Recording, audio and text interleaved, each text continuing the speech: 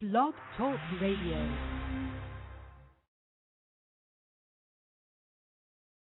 Welcome, everyone, to the Foundational Friday experience on enlightenment and transformation. I am Yuya Assaan-ANU, and in this episode, we'll be dealing with the concepts of channeling and being a medium. Channeling and mediumship. Before we get into that, though, let's cover a few points in our housekeeping. This Sunday, we'll be doing another live session on the Udemy platform. For those who are registered students, you can head over to udemy.com/ANU-priesthood1. That's Udemy, UDEMY.com/ANU-priesthood and the number 1. And for anyone who's interested in signing up for classes, you can also go there and get registered and join our learning community. Also, for those of you who have purchased your copy and read, of course, Grasping the Root of Divine Power, my book, please feel free to leave a review of it on Amazon if you enjoyed it and was able to glean something of value from it. That goes for any book that I may have written.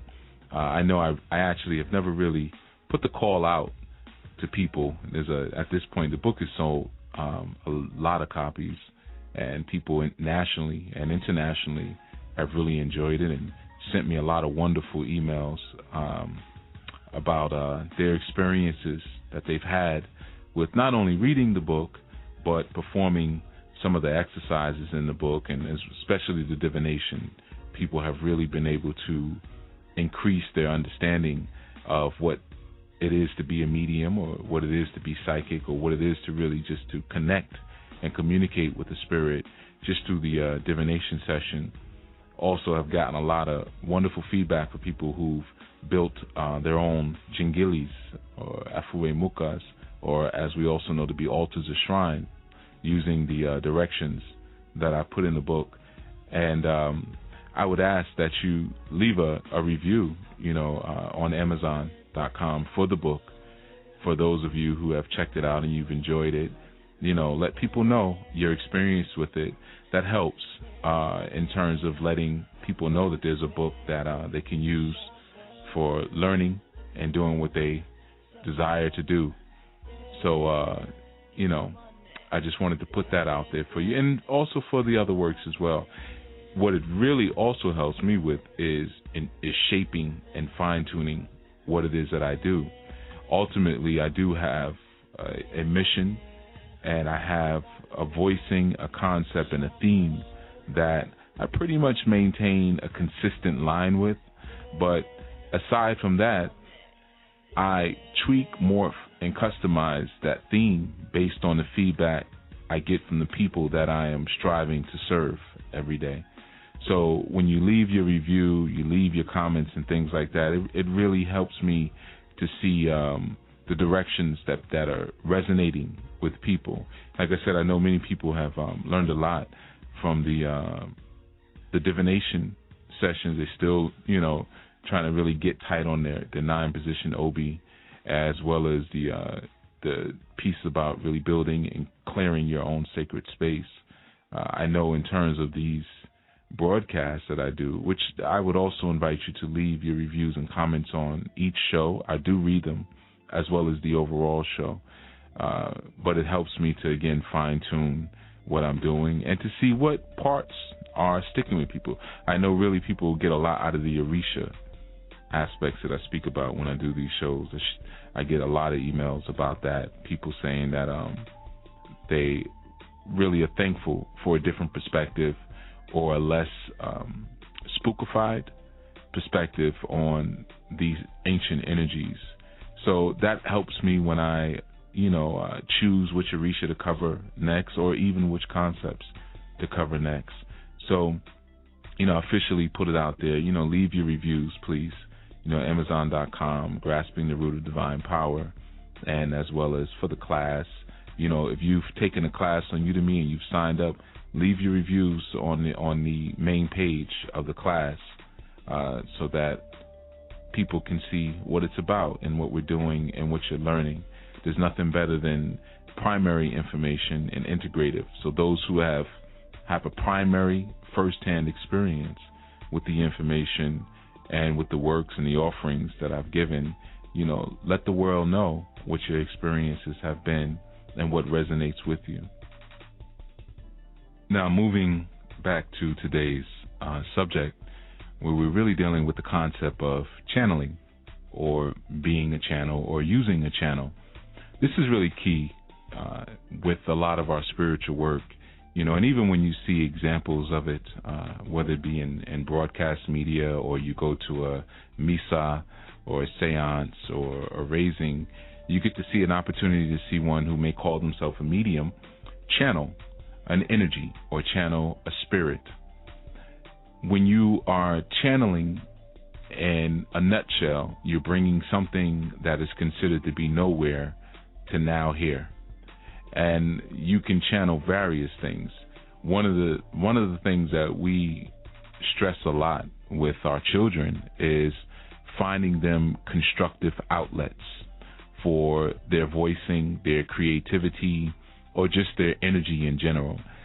This is a form of channeling, because finding an outlet is finding a channel for that child to express themselves, whether it be sports or arts, or whether it be literary or academic pursuits, or just teaching them a way of speaking that allows them to channel the things that are inside of them that are unseen by the physical eye. This is channeling. So many sorts of things can be channeled.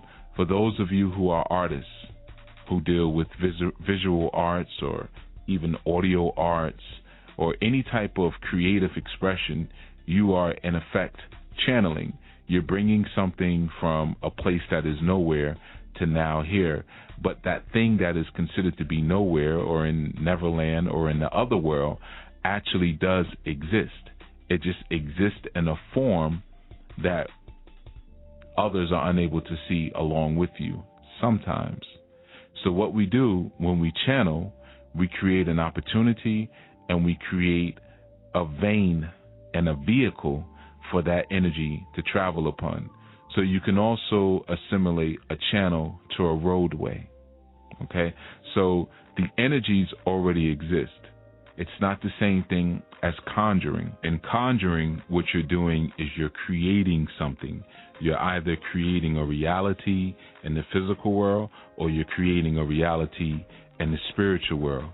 So you're adding certain types of ingredients. And when I say ingredients, I just mean different factors to create a reality. When you're channeling, you're bringing something into not being, but you're bringing something into a form of manifestation, whether it be physical manifestation, which it usually is, or whether it be an astral manifestation. You're bringing something over that already exists. That's the key, because a lot of times when we see examples of channeling, what we're actually seeing is conjuring. Or people who are afraid of channeling, what they're actually mistaking it for is conjuring, where someone is creating a spirit based on energy. Because remember, energy cannot be created or destroyed, but what you can do is you can transmutate energy. Channeling does not change the energy. It does not transmutate it. It brings it across just as it is. That's how many times you'll see examples when people are channeling, even on TV.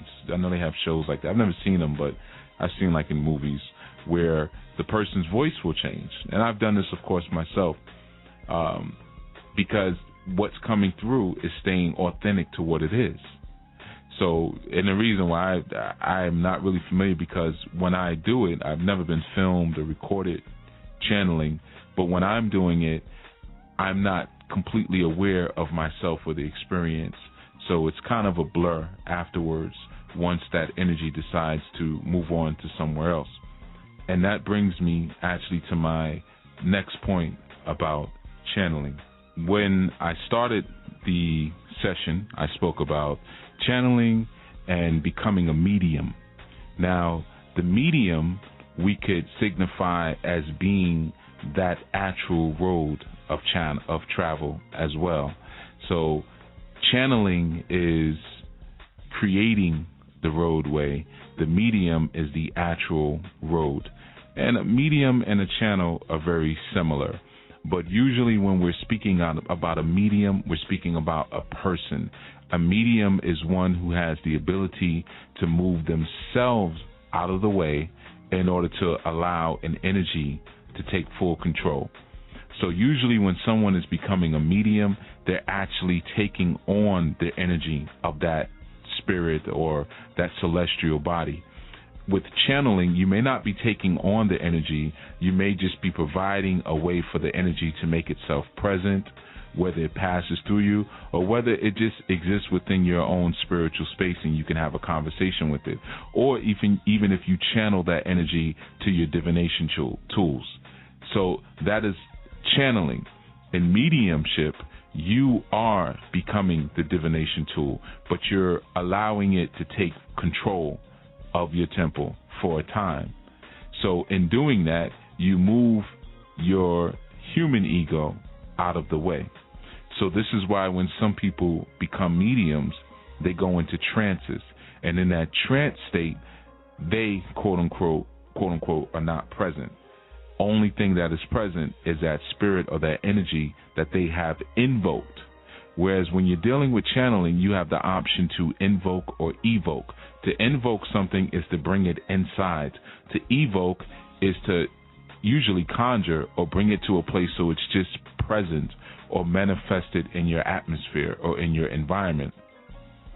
So when we're talking about the mediumship, what's really important is for you to have the ability to quell, squash, and subdue ego.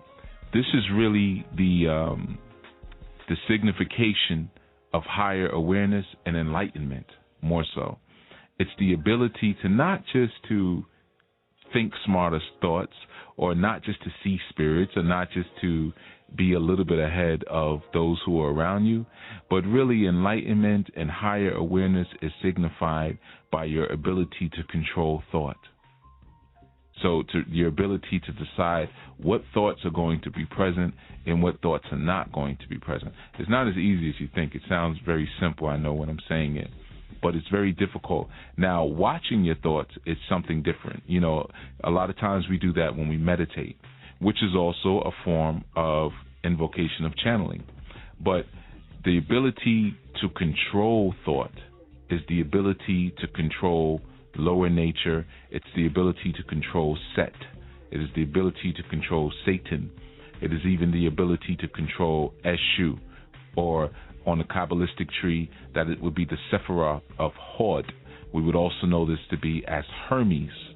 Okay, so having the ability to subdue these energies is a form of mediumship, where you're moving these energies or you're putting them into a place for a time to allow something else to occupy your temple or to occupy your space or even your emotional or your physical or your psychic body. Okay, this is mediumship. One of the things that you want to begin to do out of all the other things that I know you have on your list to do is you want to begin to develop some relevant examples of what channeling and mediumship and even divination are for you.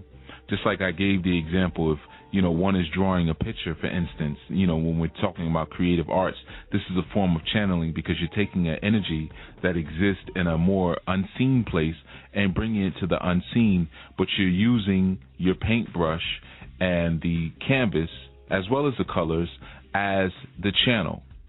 So, and even at times you'll find that your thoughts will completely stop. There comes a moment when you're creating where it just becomes a total freestyle. We also see that, of course, in the genre of hip-hop, as well as jazz. And even in singing, where there comes a point where it's just full, total ad-libbing, and your thoughts and even your ideas of what should be proper form whether it's 16 bar, whether it's chord structure or proper melodic structure or even the time signature, that completely goes out of the window, and you just allow whatever is going on to go on. You do not stop or obstruct it. So what you want to be able to do is to develop some examples that you can use for yourself so that you can now begin to understand what this phenomena of channeling and mediumship is about, and you'll know how to apply it, because it doesn't always involve you doing divination or what's considered to be spiritual work. Sometimes you may channel just in your workout. I'm going to run, so I'm going to invoke or channel this particular type of energy while I'm running so I can have a conversation with it. Maybe this is a time for me to channel Jesse Owens. I want to speak to Jesse Owens, or I want to speak to even Ogun while I'm doing this physical activity. You know, I want to speak with Oya, because that deals with the wind blowing around me as well as speed. So while I'm doing this, you know, I can use these various activities as a means of channeling. The key thing also with channeling is to have a proficient understanding of what we would call your higher self. Now, I know in our Yoruba systems we speak about the Ori Iponri, or your spirit double, or as I've told you in other terms, sometimes we'll call it your doppelganger, right? One key thing to understand when we're dealing with the Ori Iponri, or the soul's higher self that resides in heaven or resides in the fifth dimension or the unseen. And we just don't want to stick to saying that resides in the fifth dimension, because in truth, there are many dimensions. And if I say that your soul is in the fifth dimension, then you're going to say, well, what's in the sixth dimension? What's in the seventh dimension? You know, so numbers can be a little tricky. You don't really want to use those too often, but I use that just for parenthetical references based on all of, or the common understanding of what the fifth dimension is, which is that unseen, etheric, or even celestial reality. So you have a double that exists there, but it's very important to understand that that double is also an outpouring or a portion of the greater Supreme Spirit, which some might call Olodumare. Okay? So as you are an outpouring in your physical, so is your Ori Iponri. Your Ori Iponri is Olodumare's attempt and work to comprehend itself as a soul. Your Ori Ara, which we know to be your body, or what we see physically, this third dimension, is Olodumare's attempt to comprehend itself as a flesh being in its corrupted state. So your Ori Iponri to Olodumare represents itself as its perfected state. And your Ori Ara, or your body, represents to Olodumare itself in its corrupted state, or its ever-changing state. Okay, even right now, as you're listening, there's a anabolic and catabolic process that's going on, which we call metabolism. That's you breathing in and out. You're creating and destroying cells right now, you know, unless you're holding your breath. But even in holding your breath, you're still creating and destroying. So when you are becoming a medium, the key thing to keep in mind is that you are moving what we'll call the smallest part of you out of the way. The smallest part of you is your human personality, which is very often mistaken for the largest part of you, because it seems to be that which has the most gross matter, or the most dense matter to us becomes most real. But the key thing is you're moving that human personality, the what I think I am, what comes after I'm the type of person, or what comes after I'm this zodiac sign, so therefore I am. You're removing that out of the way to allow something else to take the place of it for a time. And of course you're in control of that. You can break it in various ways. Now, one of the things that you can do to begin to develop your, not only your understanding, but your acclimation and your proficiency with channeling, is by removing ego.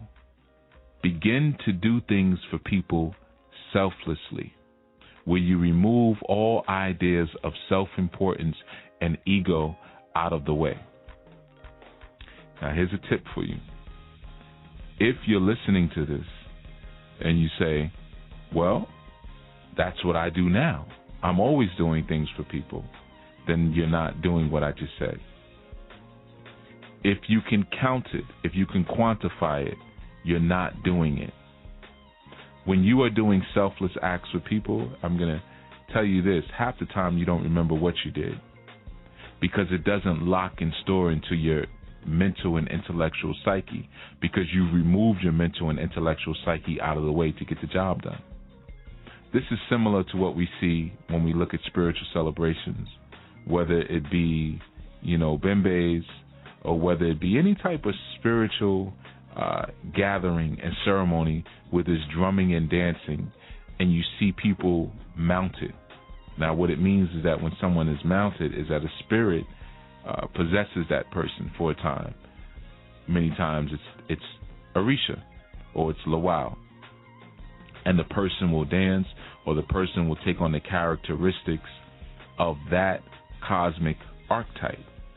Now, during that time, usually the person is not aware of what they're doing. When they come out of that trance state, or they come out of that celestial or spiritual jubilee, they very rarely to never remember exactly what they were doing.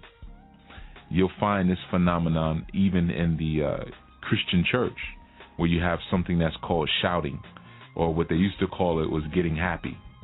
And the Spirit of God, or what some will say the Holy Spirit, will descend upon people, and they'll begin to dance. They'll might even prophesy, or what they do is they also will sometimes fall out, quote unquote, in the spirit, meaning that they'll be reared unconscious.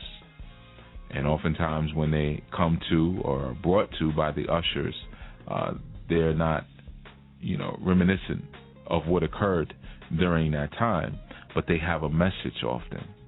They've had some type of experience sometimes. This is a form of mediumship. This is a form of removing self out of the way and allowing something else to come in. And it doesn't always need to occur within the walls of a spiritual house. Again, being charitable is a form of channeling. Channeling your greater and more perfected self through you and moving the smallest, more petty and obstructing self out of the way. This is a way that you can get in touch very quickly with the aspects of channeling and mediumship. Your human existence, as well as your human body, is actually one big channel, because what it is, it's a recycling channel for the energy that we know as to be life. Just as any other energy, it cannot be built, created, or destroyed.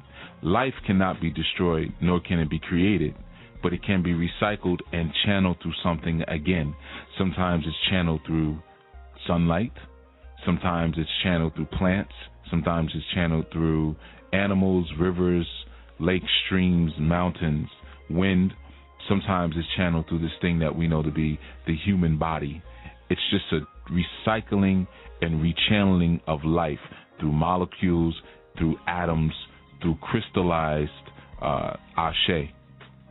Okay, through crystallized ashe, water, molecules, atoms, we have what we know to be life. But this is nothing but a channel, and you decide to be a medium for life. One of the ways that you can acknowledge yourself as a channel for life is through your ability to be inspired. Inspiration in itself is channeling. The word inspiration means to be in spirit. Spirit is, again, I told you before, the same as spiral. Okay, so it's a growth, it's an energy. Movement, the movement of energy actually depicts itself and creates itself as a spiral. So when you're inspired, you're recognizing that you have a oneness with creation, and you're pulling from that oneness.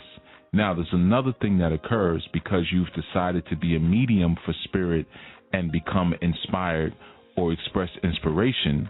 You now are tightening and sharpening up your intuition, which is a form of your psychic ability, because acknowledging and knowing that all things are connected, allows you to connect with things that seem to not be a part of your physical reality. But if you understand how atoms and molecules work, they interweave and shoot themselves in and out of everything that exists within our reality.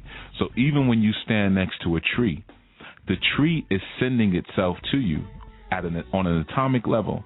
Now, we're talking about science now. We're not talking about the presumption of anything or even mythology. We're talking about science. So the tree will send atoms to you while you are sending atoms to that tree. Now, I'm using something that has gross matter, but let's even look at it in terms of oxygen, carbon dioxide, or just the air. So you're constantly exchanging things with everything that is around you. And this is one of the reasons why you'll go into a room and you'll feel the energy of the room, because it's exchanging atoms and molecules with you. The way that you sharpen your ability of intuition as well as your psychic attunement is by attuning yourself with objects, whether it's a plant, it could be a cup, it could be a person, but developing a sympathetic and empathic link between you and that object begins to attune you to the oneness that you share with it. This actually sharpens your intuitive ability. The key thing also with intuition that really cultivates it is always acting on it. Always acting on your intuition actually sharpens your intuition. Here's a very simple way that we can channel that is accessible to any and everyone without the need and aid of an elder or priest to help you out. Dreams. Through dreams, like I've always said in other broadcasts, your dreams are your laboratory. They are your astral classroom. And through dreams, your soul is still at work, whether it be with healing issues, figuring out calculations, or even determining ways to warn you about impending illnesses. Sometimes you'll even have a dream about having surgery done on you or, being unwell. So one of the real simple things that you could do before you go to bed at night is to repeat a question of what it is that you want to receive an answer for as you fall asleep. So let's say, for instance, you want to know of whether you should buy some farmland in a certain place. And you may have a series of questions associated with that. What you want to do is write them all out using your hand. So using pencil or pen and paper, pencil preferable, and paper, you write it out. And you narrow, let's say if you have 5 questions, you narrow that down to one question. And you repeat that one question over and over and over again. If you want to strengthen this, what you do is you take a candle, anoint it first in olive oil, and put it into a bowl of water. And leave that near your bedside where you can see it. And you stare into it. And while you're staring into it, ask the question over and over again while you're falling asleep. And what happens is that you're now programming on the subconscious level what it is that what classroom we'll say that you're going to enter when you enter into that astral classroom when you're sleeping. Another key thing is the ability to recall your dreams. So what we're going to do after you do that exercise, we're going to get into our next show. We're going to get into what you actually have to do to recall the dream. So again, you want to use that ritual. You can stare into a candle.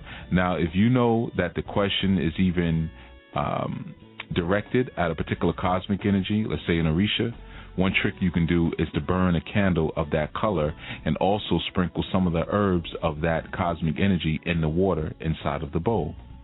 and just keep staring into it as you're going to sleep. You can even repeat the name. So say if it's Ochosi you want to have a conversation with, as you're sleeping, just keep chanting Ochosi, Ochosi, Ochosi, Ochosi.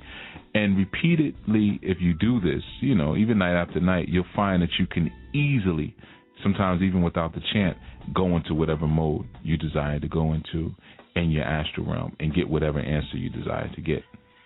So with that, that is our show this Friday.